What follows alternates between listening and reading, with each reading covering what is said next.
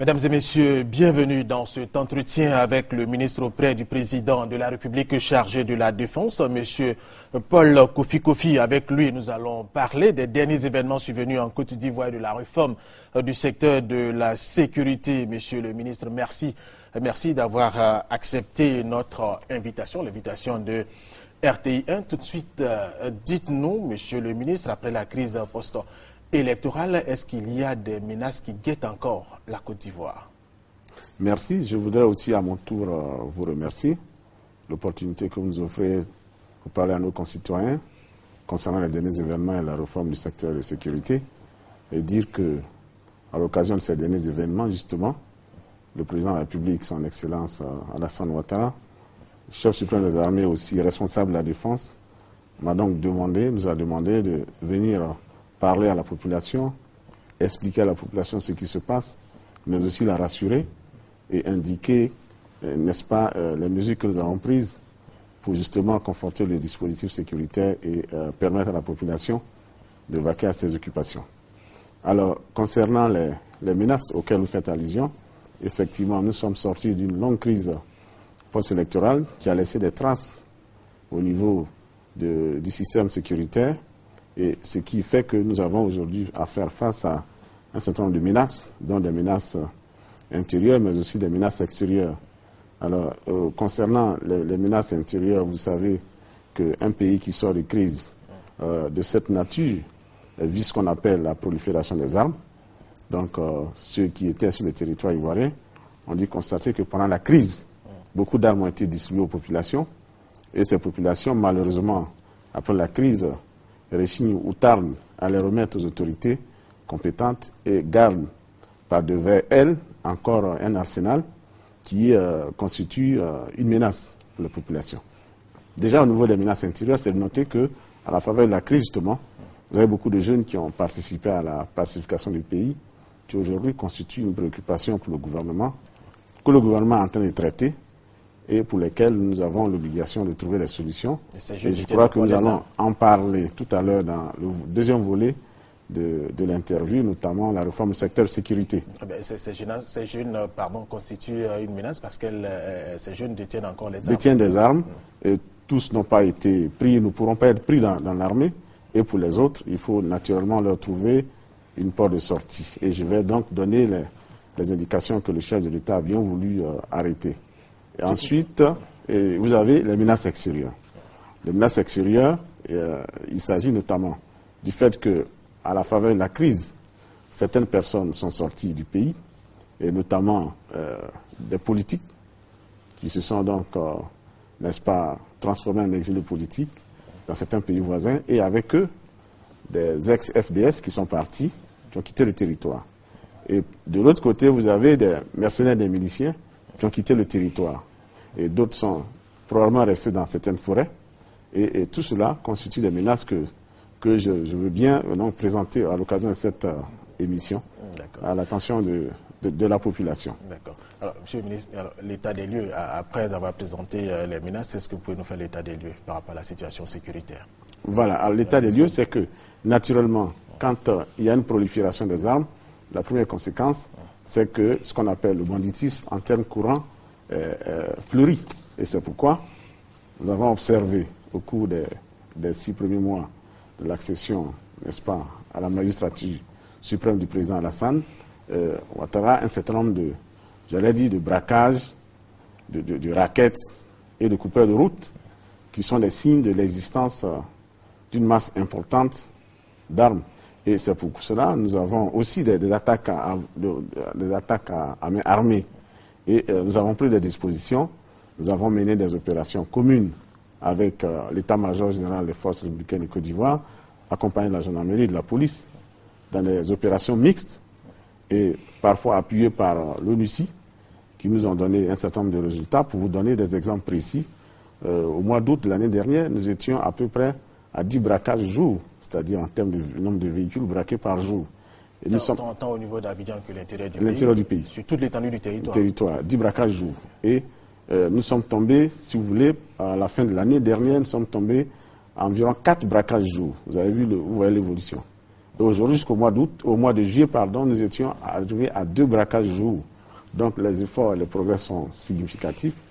Et vous avez, en termes de raquettes, tous les efforts qui ont été menés. Nous-mêmes, nous étions sur le terrain avec le Premier ministre de l'époque, le Premier Soro également, et un certain nombre de membres du gouvernement qui sont descendus sur le terrain. Et le gouvernement a mis en place une unité de lutte contre les raquettes.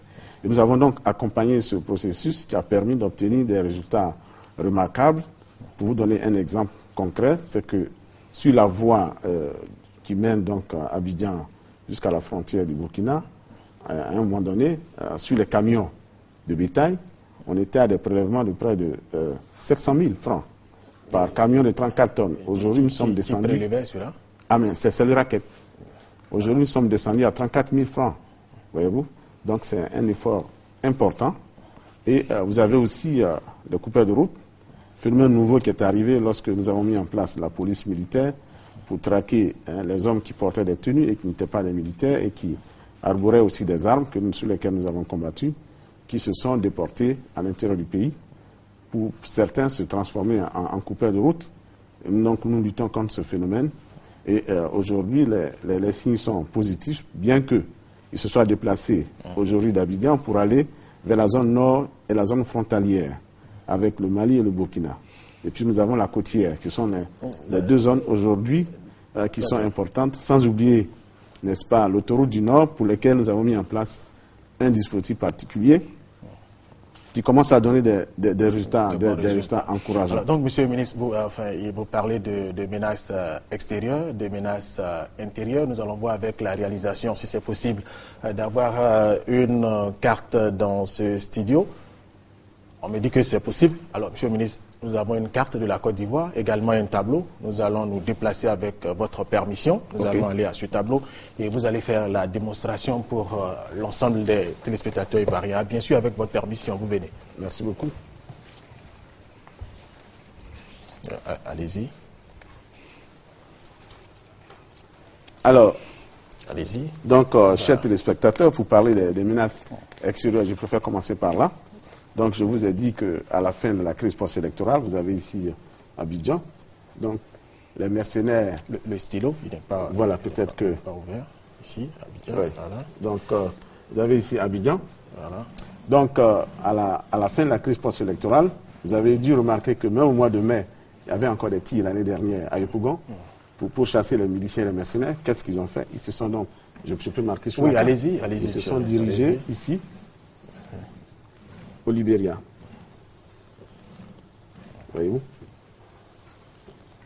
Maintenant, certains ont pu franchir la frontière, d'autres ne l'ont pas fait, parce que vous avez des miliciens qui sont des Ivoiriens, qui sont restés chez eux, dans leur localité, en portant des armes. Mais le drame, c'est que certains ont continué à s'entraîner, un peu de façon dormante, hein, et avec le drame, la complicité des populations. C'est ça qui... Vous avez toutes ces informations. Nous avons toutes la complicité des populations. Et si vous nous avez suivis nous avons fait des sorties, à un moment donné, à certaines localités, vous avez vu qu'avec le chef d'état-major général des forces républicaines, le commandant supérieur de la gendarmerie et le DG de la police, nous sommes allés dans certaines localités pour interpeller les chefs du village et les parents pour leur dire que leurs enfants se comportent, entretiennent des camps de miliciens et qu'il faut mettre fin à cela. Voyez-vous? Donc, ça, c'était la phase de la sensibilisation. La phase de la sensibilisation. Donc, alors ici... Donc, ces populations sont parties d'Abidjan vers le Libéria. Voilà, ça c'est donc une première forme de menace extérieure. Et vous avez aussi d'autres qui se sont comportés, qui ont pu franchir, qui sont venus ici, au Libéria, dans des camps, proches de la frontière, qui sont dans des camps de réfugiés, et qui reviennent aujourd'hui, en Côte d'Ivoire, dans leur pays. Avec des armes. Avec des armes. Pour attaquer les populations. Et non seulement ça, mais qui se font alimenter financièrement par justement l'autre menace extérieure qui vient du Ghana. Vous avez ici les exilés politiques. Donc, eux qui sont partis également d'Abidjan vers le Ghana, dans plusieurs directions. Une transaction qui s'est faite entre... ici, la différence avec le Libéria, c'est qu'ici, vous avez les exilés politiques et des militaires, des ex-FDS. Vous vous rappelez, le président de la République nous a envoyé l'année dernière, nous avons fait rentrer un certain nombre d'officiers Et le drame, c'est que certains ne sont pas rentrés. Et aujourd'hui, ce qui se passe, vous vous rappelez que lorsque le ministre de l'Intérieur est passé ici à la télé, il a indiqué un certain nombre d'officiers qui, au Ghana, continuent de porter des menaces vis-à-vis de leur propre pays. Il s'agit de ceux qui ne sont pas rentrés, qui ont refusé de rentrer. Et ce sont eux qui financent ceux qui sont au Libéria. Alors, donc, les politiques qui sont là financent les mercenaires et les miliciens qui sont par ici. Et ceux qui font les plans sont les militaires qui sont restés avec eux et qui opèrent et qui donnent un peu, en quelque sorte, le brainstorming pour les attaques ciblées que vous voyez aujourd'hui dans le pays. Donc, il faut que la population les sache. Alors, c'est l'occasion de le dire et qu'on ne peut pas en même temps prôner, demander la réconciliation avec certains de nos frères qui sont restés dans certains pays et qui financent des opérations de déstabilisation et en même temps réclament la réconciliation. En se disant, nous jouons sur deux tableaux. Si nous réussissons à créer la subversion par harcèlement, alors nous viendrons en position de force pour négocier. Ça, ce n'est pas acceptable et ce n'est pas tolérable.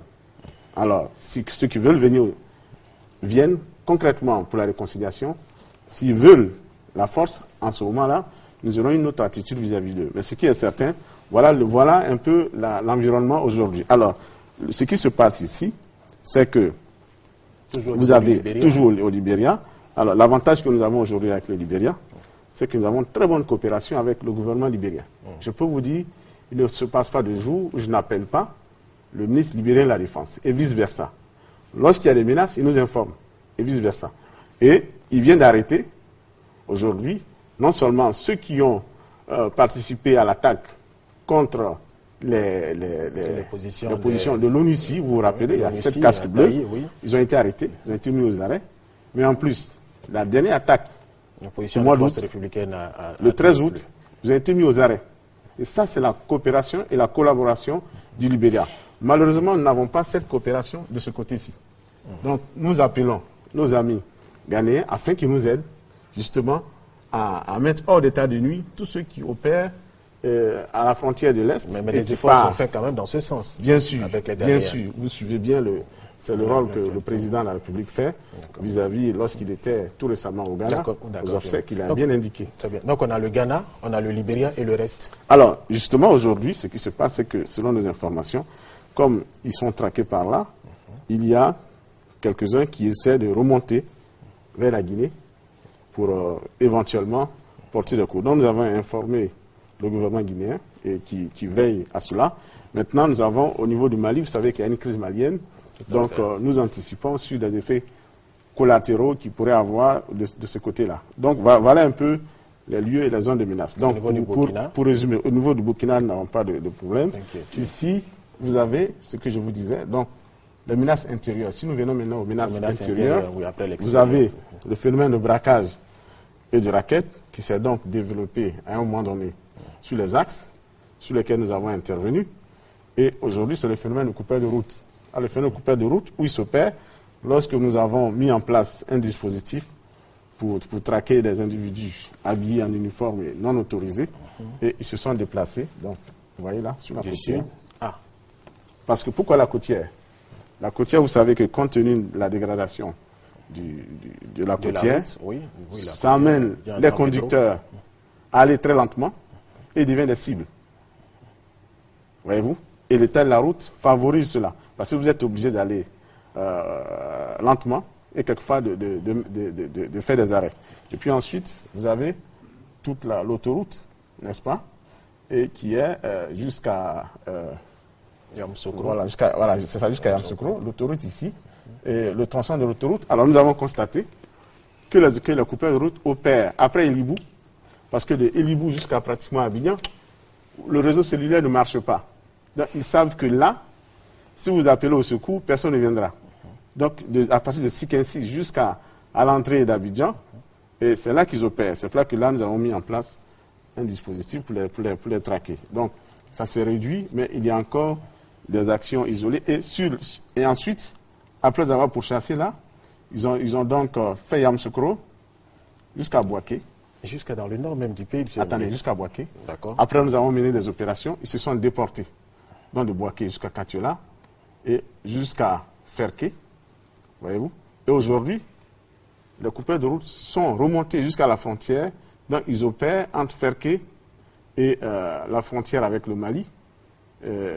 Voilà, voilà la frontière avec le Mali. Dans toutes ces localités, Niélé, Diawala, etc. Et puis, vous avez aussi une autre partie vers le Burkina Faso. Donc, ensuite, compte tenu du fait que nous avons traqué suffisamment, aujourd'hui, vous avez une autre ligne qui se développe par rapport entre Odiélé et Touba. Donc, nous avons donc localisé ces zones. Maintenant, au niveau de la sécurité intérieure, tout à l'heure, je vous disais, les zones aujourd'hui dans lesquelles vous voyez, vous observez ces événements, vous avez donc, c'est le sud ici, Dabou, n'est-ce pas? Et ensuite, vous avez Sikensi, toute la zone Jacquesville, jusqu'à Agboville, Adzopé, Alépé, toutes ces zones-là, sud-là, ces zones forestières, sont des zones où beaucoup de jeunes, malheureusement, appuyés, donc financés par les exilés du Ghana, formés par des miliciens et quelques mercenaires, portent des coups au poste FRC. C'est ce que nous observons actuellement. Donc la démarche est la même. On vient, on attaque, on cherche à prendre des armes et on disparaît avec une vingtaine ou une trentaine d'éléments. Voyez-vous, tout simplement pour harceler le gouvernement et pour démontrer qu'il n'y a pas de sécurité dans le pays et aussi pour décourager les investisseurs. Mais nous sommes conscients de cela et c'est pourquoi aujourd'hui nous avons pris des dispositifs par rapport à ça. Comment se fait la transaction entre ceux qui mais sont vous ici, savez ceux que qui sont de l'autre côté? dans le monde d'aujourd'hui, les transactions se font par plusieurs biais. Transactions bancaires, transactions par voie de transport, transactions directes. Il y a plusieurs moyens pour cela. Ça, ne vous en faites pas. Le monde aujourd'hui est devenu très, très petit en termes de transactions. Et quand vous avez toutes ces informations, je suis en train, vous m'avez invité pour que j'explique à la population ce qui se passe. très bien, allez-y, Mais continuez. dans la pratique, aujourd'hui, nous avons beaucoup d'arrestations qui sont au niveau de la DST. Donc, vous savez bien que quand on parle de sécurité, c'est bien le ministère de la Défense et le ministère de l'Intérieur. Donc, le ministre d'État, le ministère de l'Intérieur, nous-mêmes, nous travaillons en symbiose. Et aujourd'hui, nous avons une centaine d'arrestations qui sont venues de toutes ces opérations. Donc, je ne vous cache pas qu'il y a d'autres opérations, d'autres attaques qui se font, mais sur lesquelles nous anticipons rapidement et qui ne sont pas portées forcément à la connaissance de la population, pour ne pas mettre la population dans un état d'émoi total. Oui, nous sommes là pour rassurer la population. Donc, c'est notre rôle. Très bien, Monsieur le ministre. Alors, les attaques à l'intérieur, les attaques à l'extérieur existent. Surtout à l'intérieur, nous allons rejoindre notre place, Monsieur le ministre. Oui. On rejoint notre place. Les attaques au niveau de l'intérieur, on a eu à Kwedo, on a eu à Beauville, on a eu récemment Dabou. Il y a eu également tout le Pleu à l'ouest, vous en avez parlé tout à l'heure. Donc avant de poursuivre cet entretien, nous allons suivre ce reportage. Des rues désertes, le marché, les commerces et les magasins fermés, le transport paralysé. C'est le visage pâle que présente la ville de Dabou ce jeudi. Des individus non identifiés venus en pirogue à partir du plan d'eau lagunaire non loin de la ville ont attaqué simultanément le détachement des forces républicaines de Côte d'Ivoire basé à Dabou, pillé le commissariat de police et ont ouvert la prison civile de la localité. Les échanges de tirs qui ont commencé dans la nuit du mercredi 16 août aux environs de 23h50 ont cessé ce jeudi matin aux environs de 10h50. Bilan 3 morts. Un transporteur tué et 2 morts du côté des individus non identifiés. C'était comme si c'était Dabou qui était en guerre, ça tirait partout. C'est-à-dire c'est comme quelque chose qui était planifié. Parce qu'on attendait tout vers la gendarmerie, vers le KFSI, vers la police, partout. On était embrouillés, donc tout le monde était obligé de se coucher. Les populations souhaitent que la sécurité de la ville de Dabou soit renforcée. Ce que nous demandons à le président de la République, c'est d'amener renfort à Dabou. On ne peut même pas travailler. Présentement, nous on veut la sécurité à Dabou. On demande pardon, ils n'ont qu'à mener. Ceux qui sont venus, ça ne suffit pas. En tout cas, vraiment, nous disons l'État qui n'a qu'à essayer de... On ne veut plus revivre ça. La haine, il faut que ça disparaisse. Il faut qu'on fasse la réconciliation. La haine n'a qu'à partir. Les forces républicaines de Côte d'Ivoire, basées à Dabou avec l'appui des forces terrestres venues d'Abidjan, ont lancé une opération de ratissage à Dabou et dans les localités environnantes. Sur l'identité des assaillants, nous ne pouvons pas vous dire grand-chose. Ce qui est sûr, il y a encore d'autres qui parlaient. anglais dedans. C'est ce que nous avons. Mais ce qui était le plus ressorti, c'est que c'était le cri de guerre pour eux, au Christ, au Christ, au Christ. Nous ne savons pas ce que ça veut dire. La situation étant sous contrôle des forces républicaines de Côte d'Ivoire, les recherches se poursuivent pour mettre la main sur les auteurs de ce énième acte de déstabilisation. C'est un reportage d'Abou Sanogo. Alors, monsieur le ministre, Yopougon a été attaqué, tout le plus à Bangourou, Agboville, Jacquesville et Dabou, et surtout à Kouedo. Comment se fait-il? Un camp militaire, on y entre aussi facilement, attaquer des militaires et en ressortir. Ouais, merci beaucoup. Alors, donc, si on fait le point, l'exposé que j'ai présenté tout à l'heure, oui, le schéma, vous voyez bien que ce sont ces localités, à l'ouest, au sud et à l'est. Oui. Donc, ce sont bien ces localités, pour que bien la population comprenne que ce n'est pas fortuit. Je vais vous expliquer comment le mécanisme marche. Donc, les exilés politiques de l'ancien régime, donc, qui sont au Ghana, financent ces opérations d'harcèlement en utilisant, en termes de cerveau, de conception, certains militaires en exil au Ghana avec eux, et puis en exécution, les miliciens et les mercenaires qui sont du côté de l'Ouest. Et en même temps de cela, il faut ajouter les jeunes Ivoiriens qui ont eu le maniement des armes et qui sont restés tapis dans l'ombre et en continuant à se former dans toutes ces zones, dans les forêts. Voilà le schéma. Le schéma, c'est cela, un schéma d'harcèlement pour perturber le dispositif et démontrer que l'insécurité est dans le pays. Alors maintenant, la question est précise. Pourquoi le camp d'Akouedo? Alors justement, le camp d'Akouedo fait partie du dispositif. Dans leur stratégie, il s'agit d'attaquer des camps pour aller chercher des armes.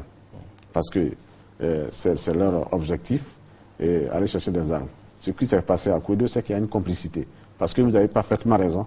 On ne peut pas comprendre qu'un camp aussi stratégique qu'Akouedo soit attaqué. Il y a des complicités.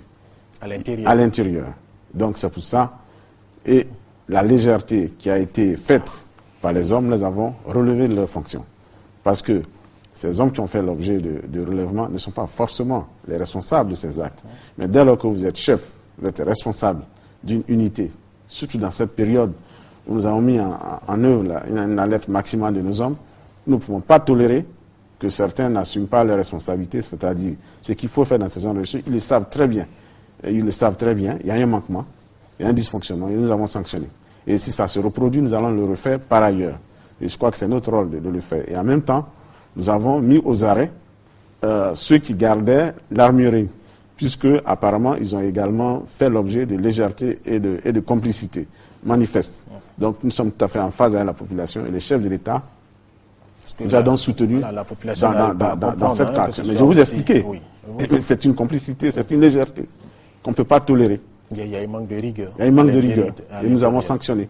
Alors je voudrais dire que nous allons poursuivre dès lors que cela se reproduirait par ailleurs. Et je peux vous dire qu'actuellement, nous avons d'ailleurs c'est l'occasion d'inviter les militaires. J'ai demandé au chef d'état-major général de Fort Burkina de Côte d'Ivoire de réquisitionner tous les militaires. Pas de permission, sauf des permissions sanitaires, pas de permission, pas de vacances jusqu'à nouvel ordre. Et ce qu'on fait chez nous, je donne des termes simples pour que la population comprenne. C'est-à-dire que le matin, c'est comme à l'école primaire. Au niveau des gendarmes, quand je parlerai des militaires, je parle des deux corps en même temps. Ce qu'on fait, c'est que le matin, on fait l'appel. C'est simple. Celui qui est absent, je dois comprendre pourquoi. Et ça se fait aujourd'hui. Donc si on ne vous voit pas, après un certain temps, vous êtes considéré comme déserteur. Et alors, si vous êtes déserteur, vous passez au conseil de discipline et vous êtes radié. Donc on tient à le dire. Donc tous ceux qui sont permissionnaires, qui rentrent en caserne, et c'est valable pour tous ceux qui ont l'intention de prendre des permissions, c'est absolument aujourd'hui interdit. Nous n'accepterons pas cela. Et ensuite, jusqu'à nouvel ordre. Jusqu'à nouvel ordre. Alors, puisque vous en parlez, je profite de dire aussi que nous, non seulement nous allons le faire, mais nous allons réquisitionner aussi, c'est-à-dire que, quel que soit votre grade, vous êtes réquisitionné pour les opérations. Et on peut vous appeler à tout moment pour aller défendre une situation donnée et aller sur le terrain. Alors donc, monsieur, depuis les attaques, il y a des patrouilles mixtes qui sont effectuées par la police, la gendarmerie et les militaires. Alors comment ces opérations sont-elles menées? Est-ce qu'il y a une population particulière qui est visée? Non, parce pas de population, oui. Les uns se plaignent en ville. Hein. Exactement, nous avons entendu cela. Oui. Mais vous savez, c'est le fait du hasard. Je suis statisticien, on peut tomber sur vous et puis vous avez l'impression que toute votre communauté est touchée. Il n'y en a pas du tout, nous ne pouvons pas tolérer cela. C'est les choses qui ont été combattues, que nous combattons. Nous ne pouvons pas répéter ce genre de situation. Donc, nous sommes désolés si certains ont ce sentiment. Nous sommes désolés, mais ce n'est pas du tout... Alors, comment les patrouilles, normalement, doivent se faire? Alors, les patrouilles sont mixtes, c'est-à-dire que vous avez la police, la gendarmerie et les militaires, appuyés par l'ONUCI. Alors, moi, je ne peux pas vous donner nos stratégies de patrouille. Ça, je suis désolé, mais je pense que ça, c'est le secret défense. Mais il y a des patrouilles régulières, mais aussi, pas seulement des patrouilles. Il ne faut pas aussi que ces militaires, gendarmes, harcèlent les populations. Justement, j'en viens. Pas seulement les patrouilles, il y a aussi des ratissages de quartier, des perquisitions de domicile. Et aussi, je tiens à le dire aussi, nous faisons des blocus. C'est-à-dire que, je suis désolé, je présente déjà nos excuses à la population, qui va se sentir un peu sous pression. Mais c'est fait à dessein. Donc, nous n'allons pas laisser nos ennemis dormir. Nous allons les traquer partout, les empêcher de bouger. Nous allons les suivre à la trace chaque fois que nous avons une information. Donc, actuellement, dans les quartiers, il y a des ratissages. Allons revenir sur l'Ouest. C'est une situation particulière qui prévaut dans cette partie de la Côte d'Ivoire. Qu'est-ce que le gouvernement entend faire pour donner la quiétude aux populations de l'Ouest? Parce que depuis la crise, on ne parle que de l'Ouest, on ne parle que de l'Ouest. Vous avez vu les casques bleus à Taï, tout le Pleu et autres. C'est vrai qu'il y a d'autres localités qui ont été attaquées, mais le cas de l'Ouest est plus que préoccupant. Qu'est-ce que vous entendez faire une fois pour de bon pour que les populations de l'Ouest retrouvent la quiétude? Une chose d'abord, c'est que nous avons mis en place un dispositif que vous connaissez, je ne vais pas répéter, un bataillon à l'Ouest, c'est une réalité. Est-ce que ce bataillon a commencé à fonctionner? Il a commencé à fonctionner. D'ailleurs, vous savez que tout le barrage, le pont en question, c'est le poste frontalier qui avait été pris, a été repris en moins de 40 minutes. Pour vous dire que je crois que le problème n'est pas là. Le problème est du fait que nous avons une forte communauté de jeunes exilés qui sont partis du côté du Libéria et qui reviennent armés. Ça, c'est très important. Et ensuite, nous avons, il faut le noter, de façon très positive, une bonne collaboration du Libéria. Ce qui nous aide. Ça, vous l'avez dit tout à l'heure. Et on va plus loin aujourd'hui. Nous avons l'ONUCI qui nous aide énormément. L'ONUCI, depuis la semaine dernière, a mis en œuvre l'utilisation de Mi-24. C'est-à-dire aujourd'hui, ils sont capables de décoller et de frapper partout où on va indiquer. Ce sont les avions de l'ONUCI. Mais vous savez que c'est dans le cadre, ce n'est pas des avions de l'ONUCI pour l'ONUCI, c'est pour soutenir, c'est une opération des Nations Unies pour la Côte d'Ivoire, pour le maintien de la paix. Vous le savez bien, c'est des aéronefs qui ont servi pendant la crise post-électorale. Vous savez bien, donc ces aéronefs sont revenus et ils ont un caractère dissuasif très important et on les a déjà fait décoller par 1 ou 2 fois pour surveiller la frontière. Donc, nécessité d'une surveillance accrue de la frontière, mais aussi nous avons prévu une opération commune avec nos amis libériens. Et nous sommes en train de voir à quel moment nous allons mener cette opération. Nous ne pouvons pas donner la date pour des raisons stratégiques que vous connaissez, pour essayer de gérer cette situation de façon durable. Mais en même temps que nous le faisons, nous avons aussi un souci, c'est de traquer tous ceux qui sont dans les forêts. Vous savez que, au niveau du mont Péco, oui, puisque la population se plaigne qu'il y a des occupants illégaux dans les forêts, et que cela constitue pour elle, je dirais, une manifestation de mécontentement. Le chef de l'État a donné des instructions et le général Bakayoko a nommé un commandant spécialement dédié à traquer, j'aurais dit, ceux qui occupent les forêts, déloger ceux qui sont dans les forêts. L'opération a commencé. Il a été désigné seulement la fin de la semaine dernière et on va le mettre en route dès cette semaine. Et je ne peux pas encore vous dire un certain nombre de choses, parce que si vous dites le jour il part, et les autres vont prendre leurs dispositions. Donc ce qui est important, c'est que cela vient d'être fait. Et ce commandant, il part avec les moyens et les moyens et les hommes qu'il faut. Donc traquer cela dans le Mont Péco, mais aussi toutes les autres forêts où nous avons des gens qui occupent de façon illégale les forêts classées surtout, et pour que la quiétude arrive dans cette partie du pays. Et nous avons aussi une action commune avec les eaux et forêts pour justement nettoyer ces forêts. Et je crois que dans cette action, nous avons un souci aussi pour les eaux et forêts qui n'ont pas tous les effectifs. Nous allons donc les soutenir en termes de moyens humains. Et je crois qu'il y a donc un dispositif qui se met en place.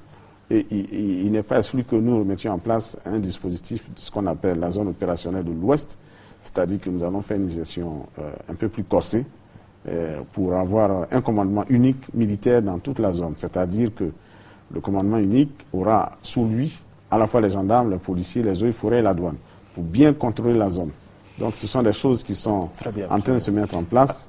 Mais je dois aussi vous dire, en dépit de ce qui est dit, il faut dire que si nous excluons l'attaque de tout le pleu, depuis un moment, ce que je peux vous dire, dès qu'il y a un événement, nous arrêtons dans les 48 heures les individus, ce qui ne se faisait pas par le passé. Donc aujourd'hui... Mais vous auriez pu les arrêter peut-être avant. Mais puisque vous ne savez pas à tout moment, vous savez que nous avons une frontière de centaines de kilomètres. Vous avez des stratégies, monsieur le ministre. Qui est une forêt dense, impénétrable. Je souhaite que vous y alliez une fois, j'en irai avec vous prochainement. Vous allez voir la densité de la forêt qui est déjà un obstacle naturel. Oui. Voilà. Alors, quand les Ivoiriens sont menacés, tant au niveau d'Abidjan que de l'intérieur du pays, qu'ils ont envie de joindre l'armée, la police ou la gendarmerie, qu'est-ce qu'il faut faire? Est-ce qu'il y a un numéro disponible? Parce que c'est pas facile d'aller dans un commissariat de police, une brigade de gendarmerie, quand on commence à se méfier même de l'autre, malheureusement. Hein, alors, qu'est-ce que l'Ivoirien doit faire, enfin, ou tous ceux qui habitent la Côte d'Ivoire? Oui, je sais qu'on est tous citoyens, c'est pas tout le monde qui est à l'aise d'aller dans un commissariat ou dans une brigade de gendarmerie. C'est naturel, ce qu'on appelle la peur du gendarme ou du policier. Alors donc, vous avez, pour la police, c'est le 170. Évidemment, vous me direz que quand on appelle, c'est toujours occupé, mais c'est parce que, justement, il y a une forte demande. Donc, nous allons demander à nos amis de la police, peut-être, d'accroître les lignes de ce numéro. Et il en est de même pour la gendarmerie, qui est le 145, la brigade de sécurité. Donc, je répète, la gendarmerie, c'est le 145, et pour la police, c'est le 170. Alors, donc, ce sont des numéros verts qu'il faut appeler en cas de difficulté. Est-ce que les policiers et les gendarmes réagissent? Ils réagissent, ils ne réagissent pas, qu'on le fasse savoir.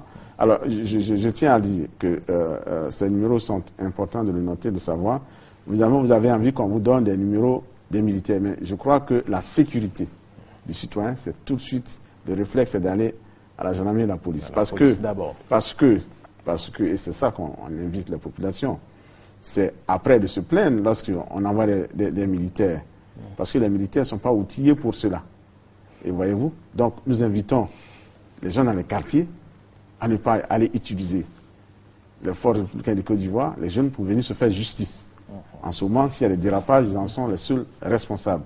Nous invitons aussi tous ceux qui détiennent par devers eux des gardes qui contiennent donc des militaires, ce ne sont pas des gens qui sont assermentés, c'est-à-dire qu'ils n'ont pas le droit d'avoir ces gardes, et qui les ont, et on estime qu'ils ont des milices. Voilà, donc c'est des choses à proscrire et qui sont interdites. D'accord, monsieur le ministre. Nous allons parler maintenant de la réforme du secteur de la sécurité, mais avant, nous allons suivre ce reportage et après, nous revenons à notre entretien. Toutes les instances du groupe de travail sur la réforme du secteur de la sécurité étaient à cette importante rencontre. Le comité de pilotage et de suivi, présidé par le ministre en charge de la Défense, Paul Kofi, le comité scientifique avec à sa tête Alain Richard Donvaï, le secrétariat technique et les partenaires au développement. Le président du comité scientifique, Alain Richard Donvaï, a informé l'ensemble des participants des activités réalisées, de celles qui le sont partiellement, ainsi que des points qui restent encore à être traités. À sa suite, le président du comité scientifique de l'équipe de travail sur la politique de défense, le général de brigade Diabagate Soumaïla, a fait le point des travaux de sa structure à travers la politique de défense elle-même, le concept d'emploi des forces et la loi de programmation militaire. Les avancées notables observées dans la conduite des travaux ont été saluées par l'ensemble des partenaires au développement ainsi que par le président du comité de pilotage et de suivi. Sur cet important dossier dont les conclusions sont très attendues par le président de la République, une autre réunion de travail est prévue dans 15 jours au ministère de la Défense. Monsieur le ministre, qu'est-ce qu'il faut entendre par réforme du secteur de la sécurité? Voilà, la réforme du secteur de la sécurité, par rapport à ce qu'on a comme approche classique, c'est de voir la sécurité uniquement dans sa dimension militaire. Et depuis un moment, le monde entier, partout, dans tous les pays, et notamment ici en Côte d'Ivoire, c'est de faire le constat que quand on parle de sécurité, on ne parle pas seulement de militaires. Le renseignement est un élément très important. Vous allez dans certains pays, où pratiquement tout le monde est agent de renseignement. C'est-à-dire que vous ne pouvez pas arriver, faire des choses et puis vous passez inaperçu. Ensuite, nous avons des éléments, par exemple, une épidémie ou bien une catastrophe naturelle peut poser un problème de sécurité. Quand vous avez une épidémie, les questions sanitaires, où les populations sont obligées de s'enfermer ou de se déplacer, où ça entraîne un choc, c'est un problème, ça pose un problème de sécurité nationale. Si vous avez une catastrophe naturelle, et ça pose un problème de sécurité nationale. Si vous avez, on a vu dans certains pays, quand des centrales thermiques ou des centrales nucléaires tombent en panne ou sont touchées, ça pose un problème de sécurité. Mais ici, même le droit, dans la justice, par exemple, quand vous avez des problèmes de justice dans un pays, ça pose à la fois aussi des problèmes de sécurité. Les mines, l'énergie, vous savez, accéder à l'énergie, c'est très important. Il faut gérer son énergie, parce qu'en absence d'énergie, ça pose des problèmes. C'est pourquoi on parle aujourd'hui de réforme du secteur de sécurité. Donc c'est un concept global, et ce travail est fait en impliquant l'ensemble des ministères, mais c'est pratiquement tout le gouvernement qui est concerné, tous les secteurs d'activité. Mais ici, nous allons parler de DDR.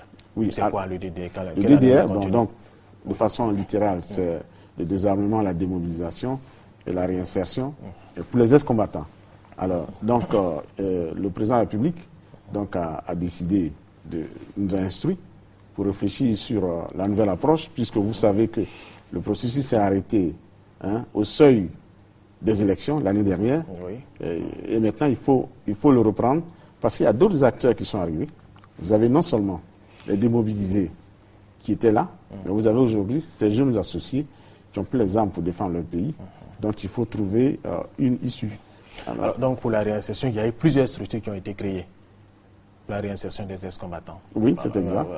Alors, il y a eu plusieurs structures, beaucoup de structures. Nous-mêmes, nous étions à la primature. Ces structures ont été mises en place. Nous avons contribué à mettre en place le dispositif, mais il faut tenir compte de l'évolution des choses. C'est que lorsque nous arrivions aux élections, nous avions à peu près, j'allais dire, une dizaine de structures qui, chaque structure avait son mode de financement. Il y en a plus de 10. Je dis une dizaine de structures. Je n'ai pas le chiffre exact en tête, mais ce que le président de la République a demandé à travers le dispositif de la réforme du secteur de sécurité, c'est de dire ceci: nous voulons avoir un seul et unique interlocuteur. Parce que chaque bailleur, chaque partenaire, chaque structure avait son mode d'approche. Ce n'est pas mauvais, mais la difficulté, c'est quoi? C'est qu'il y a une dispersion des ressources, une dispersion des moyens. Et ensuite, les choix des intéressés eux-mêmes étaient souvent difficiles, puisque certains passaient d'un programme à un autre.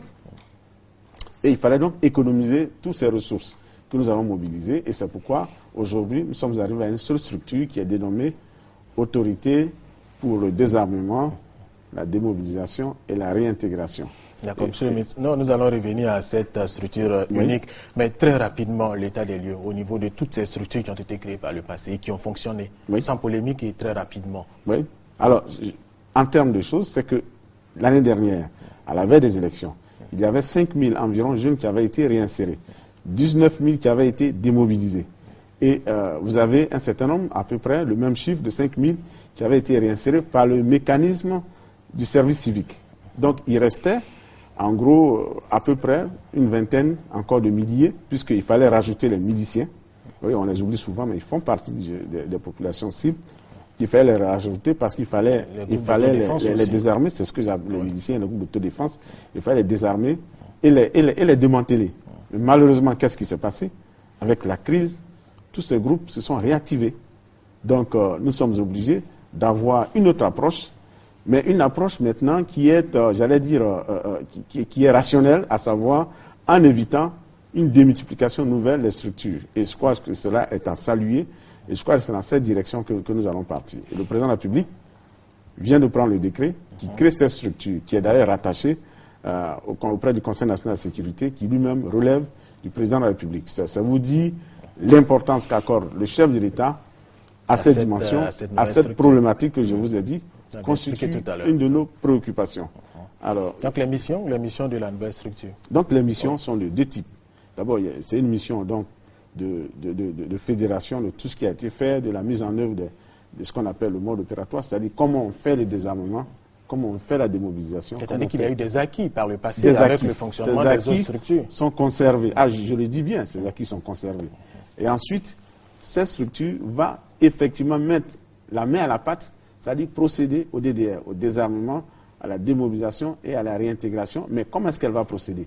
C'est qu'elle va travailler en sous-contrat, si cela est nécessaire. Par exemple, si elle n'a pas les éléments nécessaires pour faire un tel travail, elle passe. Je donne un exemple. Vous avez la phase d'abord du regroupement. Le regroupement, ce sont tous ces jeunes que je vous ai cités qui portent des armes. On va les mettre dans les sites de regroupement, ces sites de regroupement, et ensuite on va leur prendre leurs armes. Maintenant, pour faire ça, c'est militaire, vous savez bien, quelqu'un qui porte une arme. La structure fait appel au ministère de la Défense. Avec l'état-major, nous avons un bureau qui va travailler avec la structure, qui va procéder au désarmement. Maintenant, qu'est-ce qu'on fait lorsqu'on a désarmé ces jeunes? Il y a alors leur orientation et leur insertion ou réintégration dans la vie active. Il y a plusieurs voies, je tiens à le dire, il y a plusieurs voies. Aujourd'hui, nous étions sur le terrain, vous avez bien suivi, il y a certains qui ne veulent qu'avoir de solde de tout compte, un pécule, parce qu'ils sont d'un certain âge, ils estiment qu'ils ne peuvent plus partir à l'école, aller dans les centres de formation, intégrer l'armée. Et réintégrer l'armée, ils ne sont plus à l'âge. Oui, donc ils demandent juste un accompagnement. Vous avez cette cible.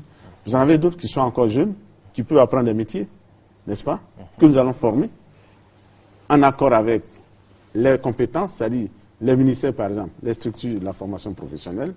Vous en avez encore d'autres que nous allons envoyer dans des structures. Par exemple, aujourd'hui, le ministère de la Justice demande 1000 agents pour les prisons. Vous avez dû remarquer que depuis un certain temps, certaines prisons ont été fait l'objet d'attaques ou d'évasions. Donc aujourd'hui, le ministère de la Justice, il y a la possibilité de prendre 1000 jeunes. Nous allons le faire. L'état-major va le faire très rapidement, au cours de ce mois, dans le meilleur des cas, le mois prochain. Alors vous avez aussi les eaux et forêts, qui sont aussi une source de récupération, de réintégration de ces jeunes. Et puis vous avez le reste qui peut aller dans les centres de formation. La brigade de la salubrité aussi. Brigade de la salubrité. Oui. Je peux allonger la liste. Donc il y a des opportunités qui existent, qui s'offrent à nous et que nous allons exploiter. Et puis vous avez aussi, au niveau de l'armée, qui veut constituer ce qu'on appelle, j'allais dire, un groupe de volontariat qui vont être utilisés pour faire des activités d'utilité publique, c'est-à-dire construire des routes, faire des travaux d'utilité publique, par exemple, aller construire des écoles, des centres de santé, aider. Aussi, tout ça, nous avons ces idées-là, et je crois que cette autorité aura la compétence et les moyens nécessaires pour mener à bien, je crois que, avec beaucoup de succès, cette fois-ci, cette opération. Et c'est pourquoi nous avons donc... qu'il y a une continuité, l'opération, qu'il y a une continuité par rapport aux structures. Attention, une continuité, mais une reformulation et rephasage. Il y a quand même une nuance. C'est une continuité, mais il y a quand même une nuance. C'est-à-dire qu'on prend les acquis. En tenant compte, oui, d'accord, il n'y a aucun... Ça ne se discute pas. Sans trahir quoi que ce soit, qui est le nouveau coordonnateur de cette... Il n'a pas été encore désigné. Je crois que lorsque le président de la République va arriver, il va nommer, d'ailleurs, il la rend maintenant le directeur général. Il y a des notes qui circulent quand même, monsieur le ministre. Non, pas du tout. À ma connaissance, je n'ai pas de nom. Le président de la République va désigner cette personnalité qui aura la charge de conduire l'opération. Donc, c'est l'occasion de demander à tous ces jeunes qui nous regardent, qui nous écoutent, qu'ils prennent patience. Les choses sont en train de se gérer, l'horizon est en train de se dégager, qu'ils attendent, qu'ils prennent patience. Les choses vont se mettre en place. Et je crois que cette fois-ci, c'est le président de la République lui-même qui conduit l'opération. Et je crois qu'il faut lui faire confiance. Absolument. Et donc, il faut que ces jeunes ne s'impatientent pas d'aventure et peut-être ne posent pas des actes regrettables. Parce que nous allons également apprécier le comportement de ces jeunes. Parce que si certains s'adonnent à des opérations, je dirais, négatives, et je crois que tout cela sera pris en compte, puisque nous allons les mettre en site de regroupement. Nous allons les regrouper. Nous allons procéder à leur désarmement. Nous allons procéder donc à leur orientation et puis naturellement à leur insertion et réintégration. Donc le comportement civique, disciplinaire, c'est très important pour nous. Donc c'est l'occasion pour eux de s'assujettir et de se remettre dans de bonnes conduites. C'est absolument très important. Nous insistons là-dessus. D'accord. Monsieur le ministre, vous n'avez pas voulu nous dire le nom du nouveau coordonnateur de cette structure. Quel est le sort, très rapidement, le sort des agents qui travaillent dans les anciennes structures? Puisqu'on parle de réinsertion des ex-combattants, on ne va pas mettre d'autres fonctionnaires au chômage. Vous avez parlé des acquis. Oui. Ça fait partie des acquis. Ça fait partie des acquis. Il y a des agents qui sont compétents, brillants et qui ont bien travaillé, bien servi dans ces structures. Nous allons exploiter cela. Nous n'allons pas refaire le monde. Il y a déjà des acquis sur tous les plans. Alors, donc l'opération, je dirais, d'identification a démarré, qui s'est arrêtée. Ça a démarré le 5 juillet dernier, c'est arrêté, ça vient de reprendre. Alors, Monsieur le ministre, dites-nous en quoi les ex-combattants, je dis, est-ce que les militaires qui ont été déjà réinsérés seront encore concernés ou bien ils font partie des acquis? Les ex-combattants qui ont été déjà identifiés et réinsérés, est-ce qu'ils reviendront ou bien ils font partie des acquis? Alors, qui va venir à Boaké? Merci beaucoup. Oui. Alors, ceux qui sont concernés, vous avez la première cible, c'est-à-dire ceux qui ont été déjà démobilisés. C'est important. Ceux qui ont été démobilisés, il faut qu'on les identifie aujourd'hui, puisque certains ont dû certainement s'occuper, s'intégrer quelque part, nous ne savons pas. D'autres, peut-être, sont revenus comme, je dirais, dans les combats de pacification, peut-être sont revenus comme ex-combattants, voyez-vous. Ensuite, donc ça c'est la première catégorie. Vous avez une deuxième catégorie qui sont les jeunes associés qui ont participé à la sécurisation des villes et des territoires à un moment donné, et aussi qui portent des armes. Donc ceux-là font partie. Vous avez une troisième cible, ce sont ceux qui, à la veille des élections, avaient été certainement profilés, mais qui attendaient leur sort. Les élections, donc, ont interrompu le processus. Donc on les reprend dans le processus. Et puis vous avez une autre cible, qui sont des miliciens, des groupes d'autodéfense. Et alors on invite les miliciens à déposer les armes et à venir. C'est la meilleure façon pour eux. Se faire identifier pour penser à leur avenir. Tous ces groupes d'autodéfense. Monsieur le ministre, là, je vais vous demander, est-ce qu'en venant se faire identifier, se rendant, en quittant peut-être tout le bleu pour se rendre à Boaké, est-ce que c'est parce que le centre est-ce que ce n'est pas une occasion pour vous de les arrêter? Non, pas du tout. Pas du tout. Non, je crois qu'on voudrait vraiment les rassurer. Il faut les rassurer. On les rassure parce que un individu a toujours plusieurs voies. Ils avaient la voie des armes et de poser des actes répréhensibles. Aujourd'hui, l'État leur donne l'opportunité non seulement de se repentir, mais surtout de venir à la bonne porte, d'intégrer une structure qui pense à leur avenir. Donc, ils déposent les armes, ils se font d'abord identifier. Donc, ce n'est pas un travail de gendarmes, de policiers que nous faisons. On devrait vraiment les rassurer, c'est savoir combien sont-ils. Parce que là, pourquoi est-ce qu'on fait l'opération? Et c'est l'occasion pour moi de parler des anciennes structures. On ne conteste pas la qualité du travail qui a été fait. Mais aujourd'hui, nous ne connaissons pas le nom, parce que ça fluctue. J'aurais dit, de la part des responsables eux-mêmes, depuis un certain temps, les chiffres qu'ils ont donnés ont varié dans le temps. Le nombre a évolué. Donc, a évolué parce que, en plus, ça a évolué. Les cibles ont changé, c'est-à-dire qu'il y a des gens qui sont passés d'un statut à un autre. Donc, avant de mener une opération, nous allons injecter des ressources. Nous allons mettre en place une nouvelle structure. Nous avons besoin de connaître d'où nous partons. Et l'opération va durer combien de temps? L'opération qui a démarré le 5 juillet, qui s'est arrêtée pour deux raisons. Une raison administrative, parce que nous sommes rentrés dans un processus administratif de marché, donc il fallait qu'on ait toutes les autorisations qu'on a obtenues maintenant. Et en plus, nous étions dans le mois du jeûne, où ces jeunes sur le terrain nous ont demandé d'attendre. Donc nous commençons sur Boaké, ensuite Korogo et Ferké, tout ce bloc, et ensuite nous allons faire Mans. Nous allons réserver Abidjan à la fin, parce que Abidjan, c'est une masse qui est plus importante. Mais nous pensons que d'ici mi-septembre, fin septembre, nous allons finir l'opération pour permettre. Oui, allez-y. Sinon, ceux qui nous allons donner donc ce fichier. Maladie, par exemple. Oui, tout cela, nous allons donner ce fichier à la nouvelle structure qui aura donc la charge de conduire l'opération. Donc, on voudrait rassurer les uns et les autres. Ce n'est pas du tout une remise en cause qui a été faite. Alors, nous allons exploiter les fichiers anciens, puisque pour l'opération, nous demandons à ce que ces jeunes viennent avec cela. Et ensuite, contrairement à ce qui a été dit aussi, ce ne sont pas une opération qui coûte aussi cher que cela. On nous a parlé d'un certain nombre de milliards. Pas du tout. Nous ne sommes même pas 1 milliard.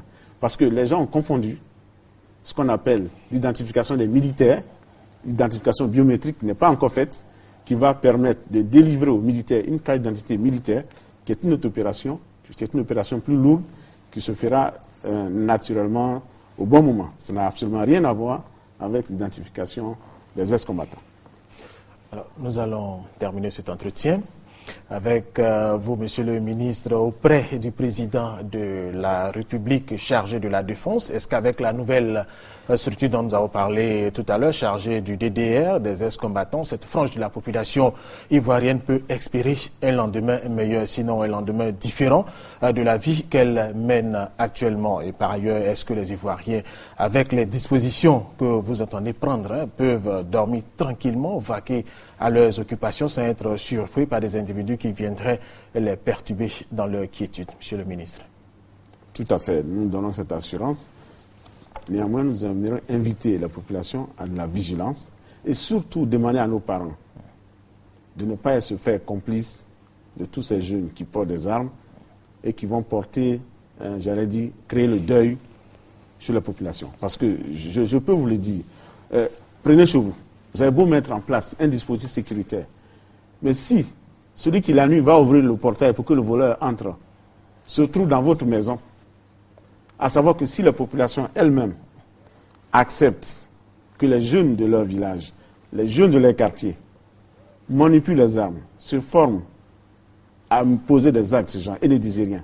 Et quelquefois même, certains chefs de village gardent avec eux, par devant eux, des armes, des calaches, ils se taisent. Et quand on fait les perquisitions, on les trouve avec eux. Voyez-vous, c'est dommageable.